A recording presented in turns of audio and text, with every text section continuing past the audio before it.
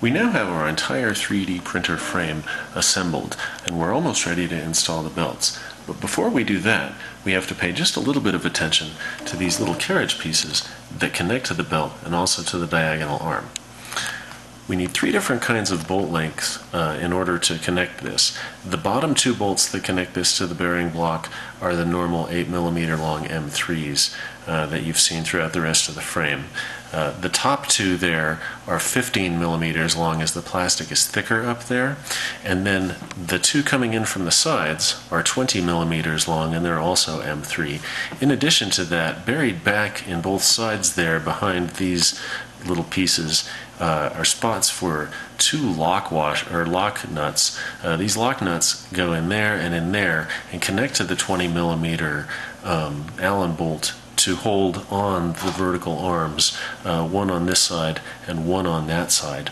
Once you've finished with assembling it, what you end up with is something that looks very much like that. And then at that point, we're ready to install it on the actual frame of the printer on the bearing block. And when you've done that, it ends up looking like that. We're going to do that with all 3 of these arms and get them set up, and at that point we're ready to go ahead and get the air tripper Bowden extruder assembled and start assembling the actual print effector. It's worth noting here that the diagonal arms are connected between here and here, the effector, using lock nuts. The lock nuts go in here and here and here, and there and there.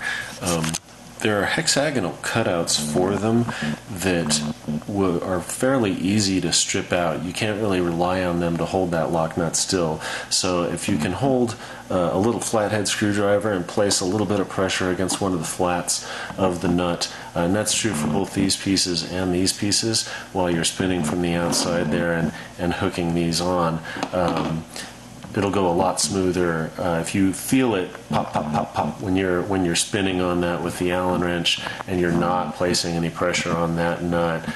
What's happening is that lock nut is just spinning back there. Okay, we have all 3 of our little sliders and diagonal arms attached there to our 3D printer, and it's actually starting to look like a printer now, which is nice. And there's one more thing we need to do before we can attach the belt, and that is up here. Right here on this end stop, we need to go ahead and attach the switches on all 3 of these arms to stop the rail when it comes up.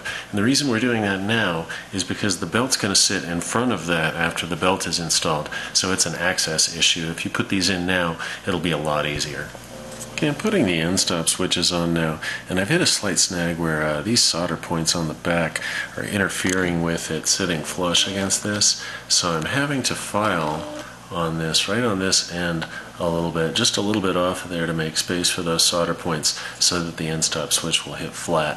You do want to make sure that your end stop switches sit flat and flush against this, and that they connect at the same point every single time they're actuated, that they don't move around at all, or it will mess with your adjustment later on. You can see now that we've got all 3 of our end stop switches installed at the tops of the rails. Now that that's done, we can go ahead and get ready to install the belts. You're going to want to check first that the end space here, where this protrudes out, is equal for all 3 tops, and adjust this screw if necessary to get this as level as possible. That'll ensure that all 3 belts start off at the same length. Looking at the sliding rail here, you can see how the GT2 belt hooks in. It comes down here, wraps around this, and then hooks in here. You can see it's got little teeth in the plastic to grab the belt. I've seen some people glue that in and cut that off flush. Other people don't glue it and will put a little zip tie there. I'm not really sure which way I'm going to go with it yet. I'll probably start off with the zip tie and see how well that works. Once the belt's been connected to the top end of the slide, you can go ahead and feed it through and around the top pulley and then back down towards the motor. Now that our belt's fed through the top pulley, we're going to follow it down and around that bottom pulley of the motor, and then come back up and connect to the bottom half of this sliding connector in the same fashion that we hooked up the top. Once the belt's hooked in on both the top and bottom of the sliding rail, you'll be able to slide it up and down, and the stepper motor should rotate. you'll have to take at this point all of this excess and trim it off, though you'll want to leave about 30 to 40 millimeters and zip tie it to the bottom there for future adjustments. Now that we've got all of the belts installed and tensioned and all the diagonal arms are ready to go, we can work on the effector a little bit. This is the effector.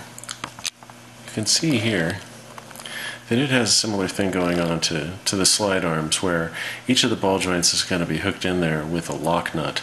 All the lock nuts go in there. On the other side will be the ball joint from these diagonal arms there, and there'll be 6 of those that hook in. In addition, the hot end will connect to that. Below that, the fan shroud will go around it, and then up here we're going to be threading this hole in the center for 5 millimeters so that it can take the brass fitting that holds the PTFE tubing. So that's what our 5 millimeter tap that I mentioned in the first video is for. Once we get all of that done, we can actually hook in this effector to all 6 of these arms, and at that point we'll be ready to go ahead and work on the air tripper Bowden extruder. Okay, we've now attached all 6 arms, and you can see how this is going to work now as this moves this way, this moves that way, or that moves that way. So we've got our A, B, and C axes all working to move this around, which is exactly what we want. The effector's completely installed. Our threading worked out. We've got our little press fit adapter installed there. Down below here will go the hot end and the fan mount. But the next step is actually going to be building our air tripper Bowden extruder.